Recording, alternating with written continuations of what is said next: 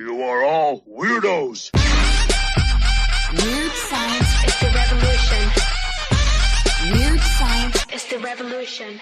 Hello, everybody, and welcome back to the Weird Science Comics YouTube channel, where I'm going to be going through and reviewing Doctor Strange #1. And while I'm not sure how many people read The Death of Doctor Strange, I actually enjoyed it enough, and when it ended, I was curious how Clea would work out as the new Sorcerer Supreme of Earth. But I did fall off the Strange book after a few issues, and we all knew that Stephen Strange would be back eventually, and I figured I'd just jump in when that happened. Well, Doctor Strange #1 is here, and let's find out how it is, starting with the credits and the recap. Doctor Strange #1, written by Jed MacKay, art by Pasqual Ferry, colors by Matt Hollingsworth, and letters by VC's Corey Petit.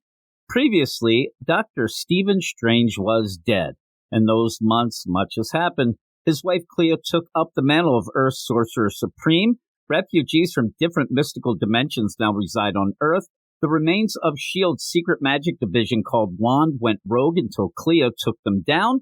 Now Doctor Strange is back, and it's time to see what the world's been up to in his absence. So basically, the recap that we're going to get there on the recap page is, hey, everybody, Doctor Strange, he was dead for a bit, and he's back. That's pretty much what we're going to get. Jump right into this. And after that non-recap, I figured that this #1 would handle more of the recap for people who didn't read the Death of or Strange books in the story itself.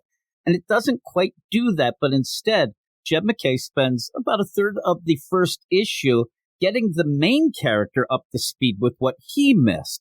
It's a bit odd and slow-moving, as Stephen does what a good doctor would, and visits and/or helps out Spider-Man, Black Cat, Luke Cage, Doctor Doom, Daredevil, and finally, the Kulamesh refugees of Cornwall.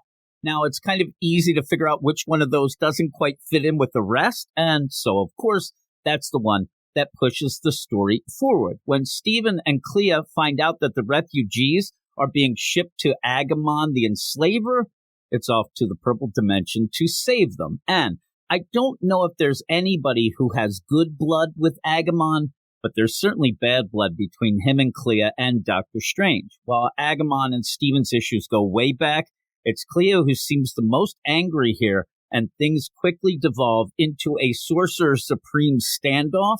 And it doesn't help that Agamon was a part of Stephen's recent murder, but as the Stranges are set to take some remaining refugees back with them to the Sanctum Sanctorum, Agamon kills one of them because he can, and pretty much because he's a dick. Of course, Clea wants to throw down right there, right then, but Stephen calms her down, and they do head home. However, while her husband is taking a call from She-Hulk, it does look like Clea takes matters into her own hands. Now, it's very similar to when Doctor Strange was murdered, which is a bit of poetic justice and made me chuckle a bit because, as we've already established, Agamon is a bit of a dick. Now, there is a backup story by Jed MacKay with art by Andy McDonald, and to be quite honest, I liked it more than the front-up story. Wong and Pandora Peters have reformed Wand and are going around stopping crimes, making up rhymes, and actually recruiting new members. They don't have much room to be picky here, which is obvious when they end up adding the freaky Dr. Z to the group. And it's a fast-paced and fun story that ends up tying into the earlier cliffhanger of the main story, which actually was surprising and a bit of an added bonus for me. And thankfully, the backup story saves things a bit here because the main story was, for the most part, a bit tedious and boring. It took way too long to get moving, but once we got to Agamon, things did pick up, and the cliffhanger definitely was enough to make me want to read the next issue.